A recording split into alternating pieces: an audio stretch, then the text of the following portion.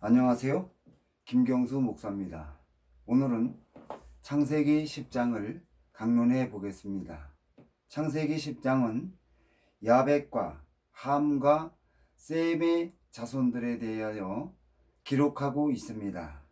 먼저 야벳의 자손들에 대해서 살펴보면은 야벳의 아들은 고멜, 마곡, 마대, 야완, 두발, 메색, 디라스이고, 고멜의 아들은 아스그나스, 리밧, 도갈마이며, 야완의 아들은 엘리사, 달시스, 기띔, 도다님이라고 하였습니다. 창세기 10장에서 노아의 장남이 셈인데도 막내 아들인 야벳의 족보를 먼저 기록했다는 것은 야벳이 노아의 집안에서 실질적으로 장자의 역할을 했다는 것을 나타내는 것이며, 야벳을 포함하여 3대를 기록하였습니다.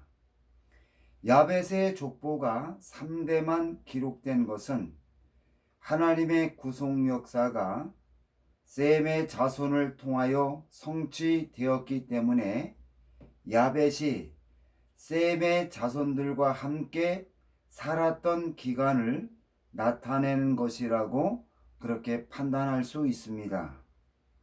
창세기 10장 2절에서 야벳의 아들들 중에 여섯째 아들의 이름이 메색인데, 오늘날 모스크바라는 지명과 어원이 비슷한 것을 발견할 수 있습니다.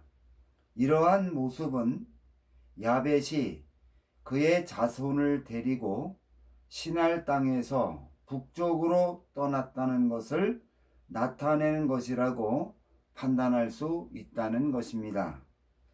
함의 자손들에 대해서 살펴보겠습니다. 함의 아들은 구스, 미스라임, 붓, 가나안이고, 구스의 아들은 스바, 하윌라, 삼다, 라마, 삽드가, 니무릇이며, 라마의 아들은 스바와 드단입니다. 함의 족보에는 자신을 포함하여 4대가 기록되어 있습니다. 이러한 증거는 함이 그의 가족들을 데리고 떠난 시점을 가르쳐 주고 있으며, 함이 떠난 것은 바벨탑을 쌓음으로 하나님이 언어를 혼잡게 하여 흩어진 것이라고 판단할 수 있습니다.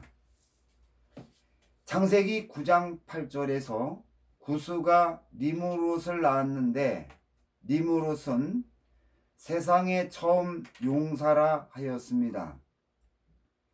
본절에서 용사라는 단어는 일반적으로 군사적 측면에서 사용하는 단어입니다. 니무롯에게 용사라는 수식어가 붙여졌고, 세상에 처음 용사라고 증거한 것과 여호와 앞에 용감한 사냥꾼이라고 증거한 것은 홍수 심판 후에 니무롯이 하나님과 직접 싸웠던 첫 번째 사람이라는 것을 나타내는 것이라고 판단됩니다. 창세기 10장 9절에서 그가 여호와 앞에서 용감한 사냥꾼이 되었으므로 속담에 이르기를, 아무는 여호와 앞에 니무롯 같은 용감한 사냥꾼이로다 하더라는 말은 그가 하나님 앞에서 무례하게 권세를 부렸다는 것을 뜻하는 말입니다. 이러한 성경의 증거는 니무롯이 그의 나라를 세우면서 바벨을 비롯한 여러 도시를 건설할 때 부족한 인력을 보충하기 위하여 니무롯의 계획을 반대하였던 사람들과 하나님의 말씀을 따라 흩어지는 사람들을 사냥꾼이 짐승을 사냥하듯 잡아다가 강제 노동을 시킴으로 속담이 생긴 것이라고 추정할 수 있다는 것입니다. 이렇게 니므롯이 하나님을 두려워하지 않고 하나님을 대적하는 나라를 세우다가 완성시키지 못하고 결혼도 못한 채 죽은 것이라고 그렇게 판단이 됩니다. 니므롯이 만든 나라는 신할 땅의 바벨과 에렉과 악갓과 갈레에서 시작하여 아수르로 나아가 니누에와 르호보딜과 갈라와 및 니누와 갈라 사이의 레센이었다고 증거하였습니다. 홍수 심판 후에 니므롯이 당시 통치자였던 가나안에게 통치권을 분양받아 처음으로 하나님을 대적하는 나라를 세웠기 때문에 니므롯이 세운 제국의 특별함을 강조하고 있는 것입니다. 창세기 10장 13절부터 14절에서 함의 아들 미스라임은 누딤과 아남임과 루합임과 납두힘과 바두르심과 가술루임과 갑도림을 낳았고 블레셋이 가술루임에서 나왔다고 하였으며 창세기 10장 15절부터 18절까지에서 가나안은 장자 시돈과 헷을 낳고 또 여부수 족속과 아모리 족속과 기르가스 족속과 히위 족속과 알가 족속과 신 족속과 아르왓 족속과 스말 족속과 하맛 족속의 조상을 낳았다고 증거하였으며 창세기 10장 19절에서 가나안의 지경은 시돈에서부터 그라를 지나 가사까지와 소돔과 고모라와 아드마와 스보임을 지나 라사까지였다고 언급하였습니다. 함의 아들 미스라임과 가나안의 족보를 함께 기록했다는 것은 이들이 서로 연관되어 있다는 것을 나타내는 것입니다. 창세기 10장 15절에서 가나안의 장자 시돈과 헷을 낳았다고 하였으며 창세기 10장 19절에서 가나안의 지경이 시돈에서 시작된다고 언급됐다는 것은 가나안이 시날 평지에서 살다가 팔레스타인 지역으로 이주하여 시돈 항에 정착했다는 것을 나타내는 것입니다. 시돈이라는 이름은 업이라는 뜻이며 헷이라는 이름은 공포라는 뜻인데 가나안이 자신의 아들들의 이름을 시돈과 헷으로 지었다는 것은 가나안이 시날 평지에서 노아와 함께 살다가 팔레스타인 지역으로 이주해 와서 살기 시작할 때의 그 상황을 가르쳐 주는 것입니다.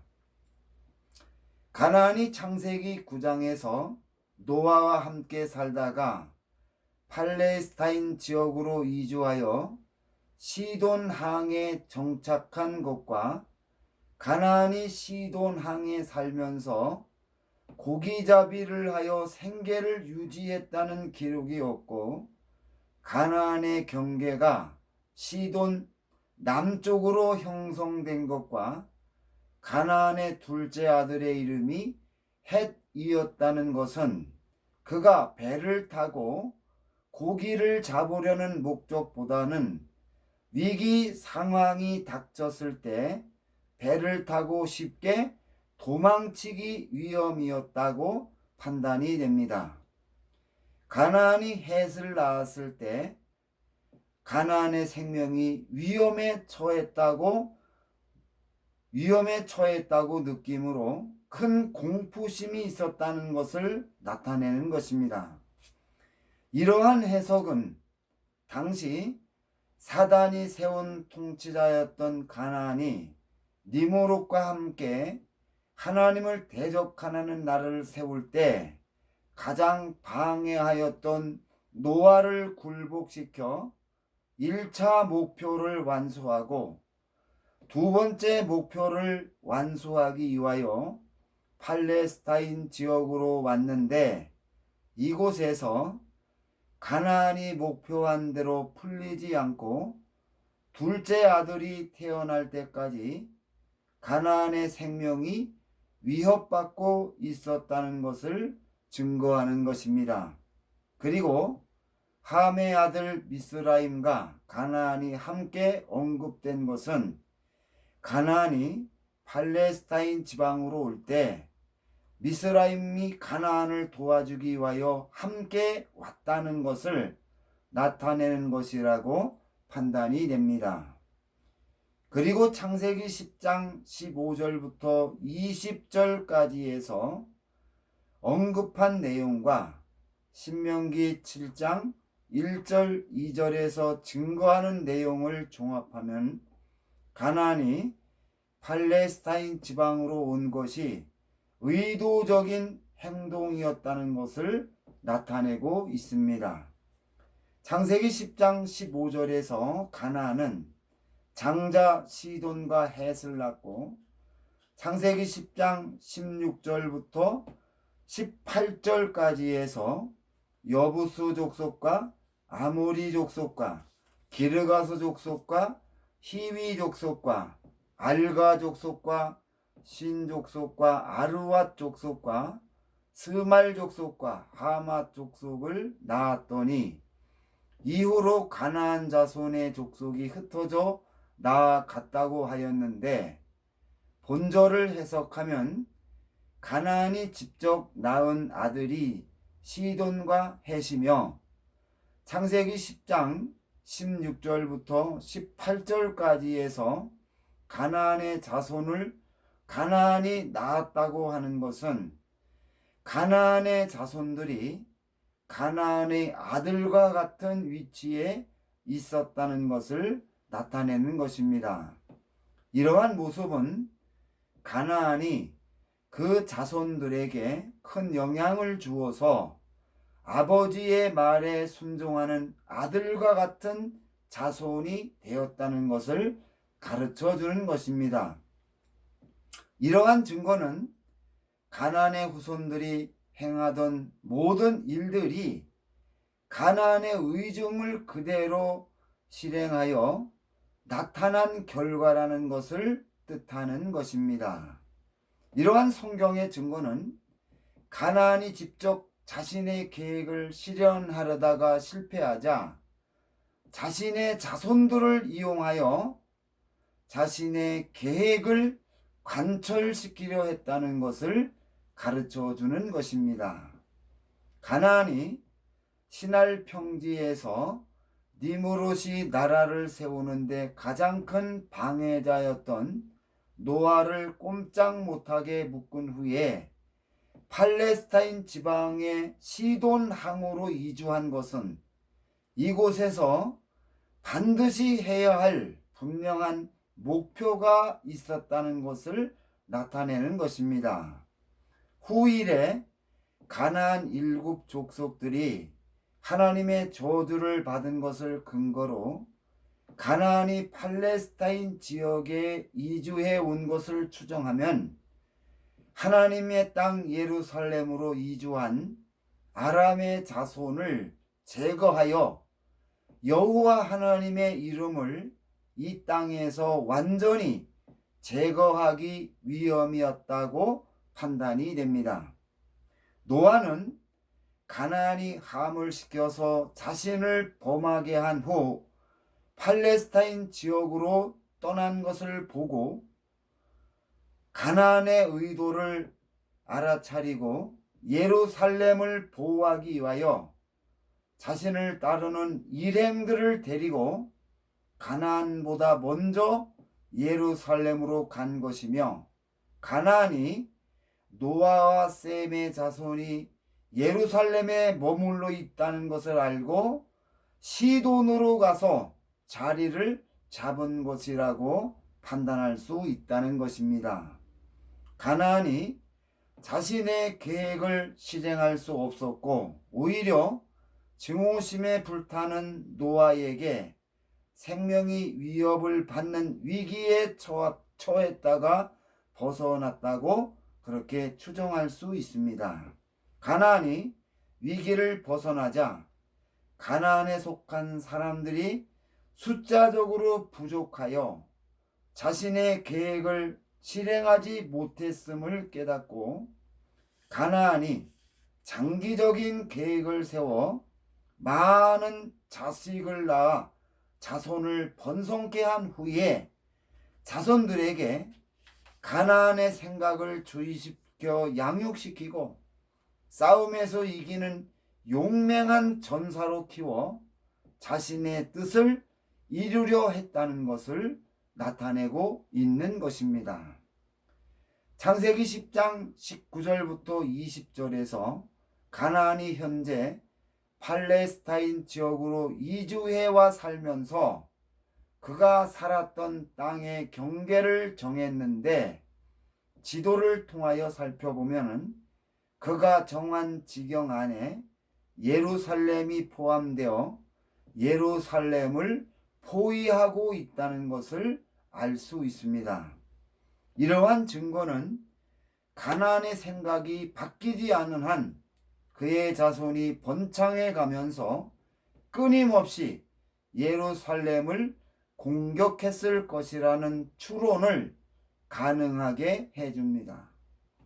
홍수 심판 후에 사탄이 하나님의 보좌와 성전을 다른 곳으로 옮겨가게 했으며, 사탄의 통치권을 받은 가나안은 예루살렘에 살고 있었던 하나님의 백성들을 모두 제거하여 이 땅에서 여호와 하나님의 이름을 지워버리려 하였고, 가나안의 이러한 생각을 가나안의 7 족속이 실행하였기 때문에 하나님의 저주를 받은 것이라고 그렇게 판단할 수 있다는 것입니다. 셈의 자손에 대해서 살펴보겠습니다. 창세기 10장 22절부터 24절까지에서 셈의 아들은 엘람과 아수르와 아르박삭과 룻과 아람이요, 아람의 아들은 우스와 훌과 게델과 마스며, 아르박삿은 셀라를 낳았다고 하였습니다. 그런데 창세기 9장 23절에서 셈의 5째 아들 아람이 가장 먼저 기록된 것은 아람이 셈의 집안에서 장자권을 가지고 있었다는 것을 나타내는 것이며, 그가 믿음으로 하나님을 기쁘시게 하는 매우 특별한 일을 감당했다는 것을 나타내는데, 본문에서 아람이 믿음으로 무엇을 했는지 성경에 기록되지 않았습니다. 이러한 성경의 증거는 아람이 하나님의 구속 역사에서 대단히 중요한 일을 믿음으로 감당하여 그 보상으로 장자권이 주어졌다는 것을 나타내는 것으로 판단할 수 있습니다. 앞에서 언급했지만 홍수 심판 전 에덴이었던 장소가 예루살렘이라고 살펴보았습니다. 홍수 심판 후 하나님의 보좌와 성전이 옮겨짐으로 하나님이 이 땅에 계시지 않는 것처럼 보이고, 사탄이 왕노릇하는 세상에서 하나님의 유일한 땅은 예루살렘뿐입니다. 따라서 홍수 심판 후에 노아의 자손이 번창해 가면서 하나님이 노아에게 가장 먼저 시켰던 일은 하나님의 땅 예루살렘에 노아의 자손을 보내어 살게 하는 것이며 그들이 하나님을 경배하며 살아가면서 예루살렘이 하나님의 땅이라는 것을 나타내는 것이었다고 판단이 됩니다. 이 일을 아람이 했기 때문에 장자의 명분을 얻은 것이라고 추정할 수 있다는 것입니다. 그리고 창세기 9장 24절에서 아르박삿이 두 번째로 기록된 것은 아르박삿이 셈의 세 번째 아들이지만 차남의 역할을 하였다는 것을 증거하는 것이며 창세기 10장 10절부터 12절까지에서 하나님의 구속 역사가 아르박삿을 통하여 전개된 것은 장자권을 가졌던 아람이 자신의 후계자를 정하지 못하고 젊어서 죽었기 때문에 셈이 어쩔 수 없이 아르박삿에게 장자권을 준 것이라고 그렇게 생각이 됩니다. 이후에 가나안이 니므롯이 하나님을 대적하는 나라를 건설하면서 많은 노동력이 필요했기 때문에 사람들이 흩어지지 못하도록 압력을 가해왔고 가나안이 함을시켜 노아를 범하게 한 후에 그가 예루살렘으로 이주한 아람의 자손을 제거하려고 팔레스타인 지방으로 떠나자 노아를 따르는 셈의 자손이 예루살렘으로 이주한 아람의 자손을 보호하기 위하여 떠날 때 야벳과 야벳의 자손이 힘을 합쳐 니므롯의 방해를 뚫고 함께 떠난 것이라고 판단할 수 있다는 것입니다. 창세기 10장 24절에서 셀라는 에벨을 낳았으며 에벨은 두 아들을 낳고 하나의 이름을 벨렉이라 하였으니 그때의 세상이 나뉘었다고 하였습니다. 벨렉이라는 이름은 분리라는 뜻인데 에벨이 낳은 아들의 이름을 벨렉이라고 지은 것은 에벨을 낳을 때 세상이 분리되는 큰 사건이 일어났기 때문임을 나타내고 있습니다. 문맥의 흐름을 보았을 때 세상이 나누인 것은 바벨탑을 쌓다가 하나님이 언어를 혼잡게 함으로 말이 통하는 사람들끼리 온 세상으로 흩어져 나뉘어진 사건을 나타내는 것이라고 판단이 됩니다. 에벨이 낳은 장자의 이름을 벨렉이라 지은 것은 하나님께서 사람들이 바벨탑을 쌓는 것을 보시고 강림하여 언어를 혼잡게 하는 징계를 내림으로 모든 사람들이 갑자기 언어가 소통되지 않아 흩어져야 했는데 이때 예루살렘에 살고 있던 에벨이 신할 평지를 떠나 아프리카 지방으로 가는 함의 자손들과 언어가 통하지 않는 것을 보고 큰 충격을 받았다는 것을 나타낸 것으로 판단할 수 있다는 것입니다. 세월이 지나서 가나안의 자손들이 그의 지경 안에서 번창하여 힘이 생기자 예루살렘을 공격하였고 예루살렘이 위태로워지고 예루살렘에 살고 있는 하나님의 백성들이 어려움에 처하자 하나님이 멜기세덱을 보내주셨으며 멜기세덱이 예루살렘의 평화와 안정을 가져왔다고 판단되며 그동안 예루살렘에 살고 있는 셈의 자손들이 생육하고 번성하여 장소가 좁아 살기 어려웠지만 떠나지 못했는데 멜기세덱이 평화를 가져다 주므로 흩어질 수 있는 여유가 생겼다고 그렇게 판단할 수 있습니다. 창세기 11장 31절에서 아브람과 그의 부친 데라가 갈대아 우르에서 살았고 욥기 1장 17절에서 욥의 조상 우수가 갈대아 근처에서 살았다고 언급하였습니다. 갈대아 우르는 시날 평지에서 가까운 지역입니다.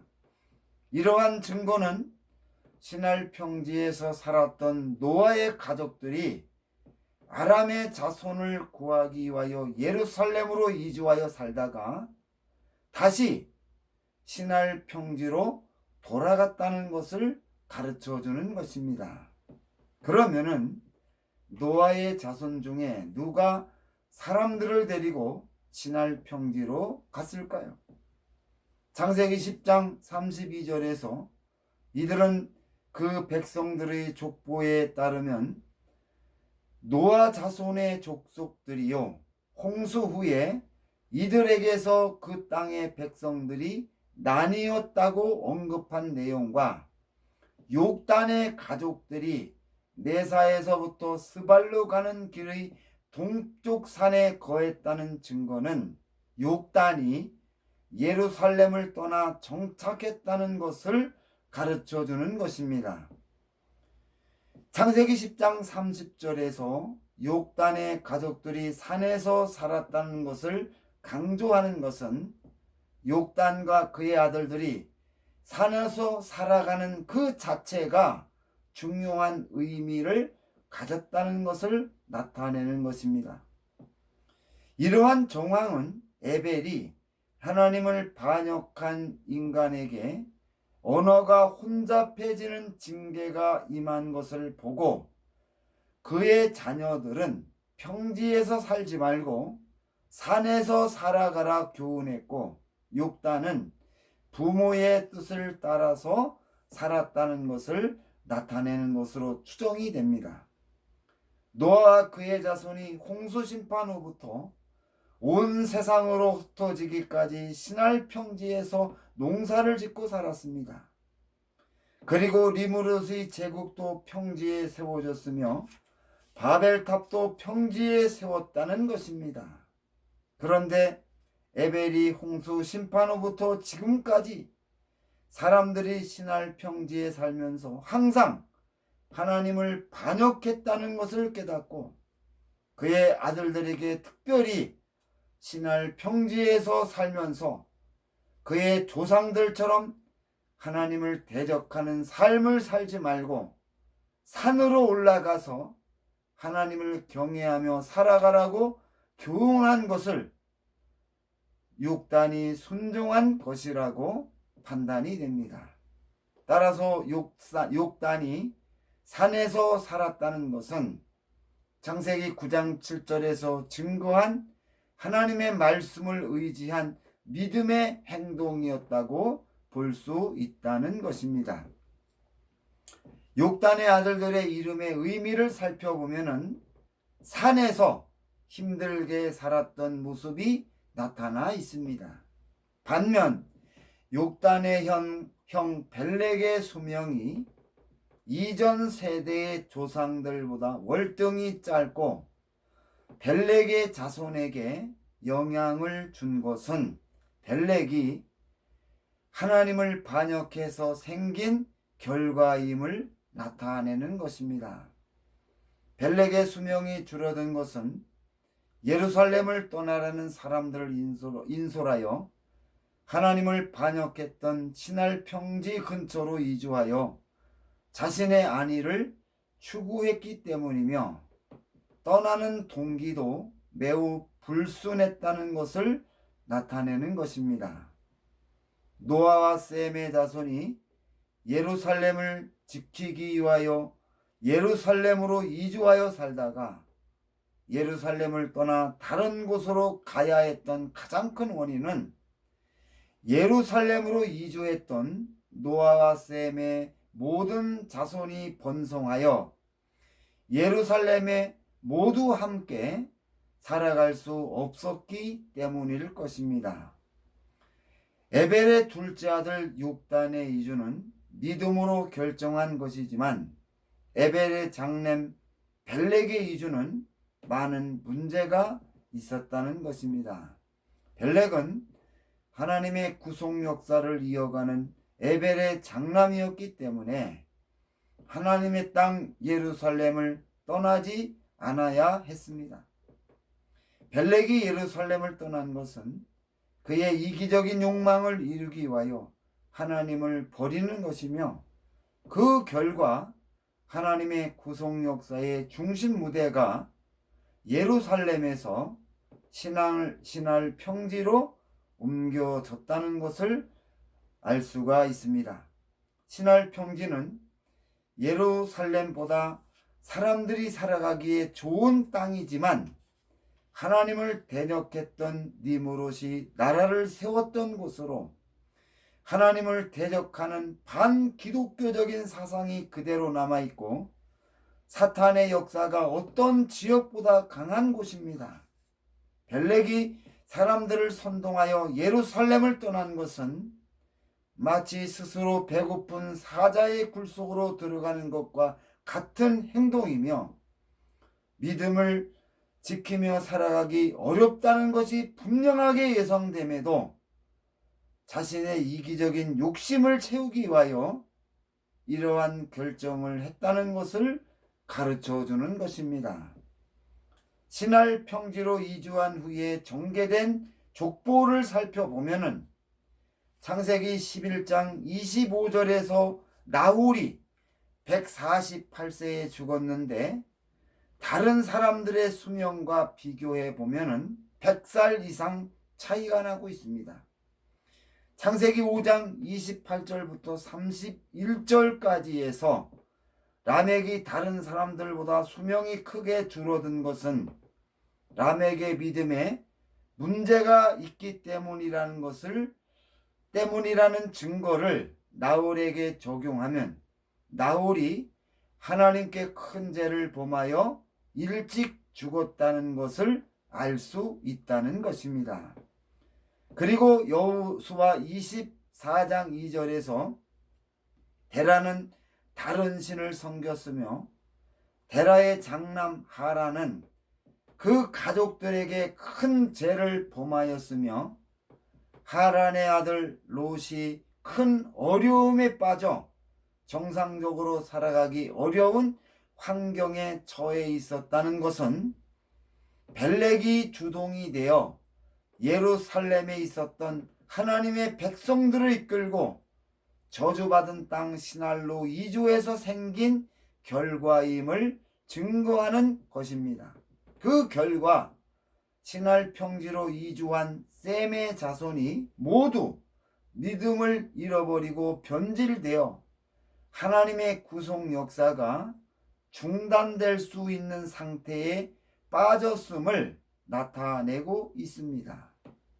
창세기 10장 21절부터 31절까지에서 셈의 자손의 족보를 기록하고 창세기 11장 1절부터 9절까지에서 바벨탑을 쌓은 사건을 기록하였으며 창세기 11장 10절 이하에서 셈의 자손들을 통하여 전개된 구속사의 족보를 기록하여 바벨탑 사건을 셈의 족보 중간에 배치하여 마치 샌드위치 구조를 하고 있다는 것과 창세기 10장 11절에서 니므롯이 건설한 제국의 도시 가운데 셈의 아들 아수르의 이름을 사용했다는 것은 아수르가 니므롯의 제국에서 큰 권세를 가지고 있었다는 것을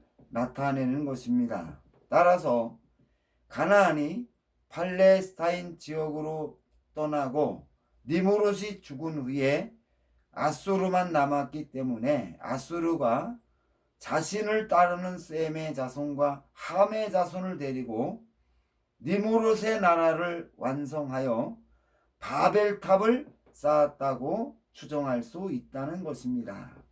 따라서 니므롯이 죽은 후에 아수르를 추종했던 셈의 자손이 바벨탑을 쌓았는데 주도적인 역할을 했을 것이라고 판단이 되며 이들과 예루살렘에 살고 있는 셈의 자손들과 교류가 있었기 때문에 계속 교류가 있었기 때문에 벨렉이 사람들을 이끌고 예루살렘을 떠나 신할 땅으로 간 것이라고 그렇게 판단할 수 있다는 것입니다. 이렇게 해서 오늘 창세기 10장의 강론을 모두 마치겠습니다. 이 강론을 통하여 성경을 아는 깊이가 더하고 하나님의 말씀 위에 믿음이 견고히 세워져서 어떤 환난에도 승리하는 놀라운 역사가 있기를 주님의 이름으로 부탁을 드립니다. 감사합니다.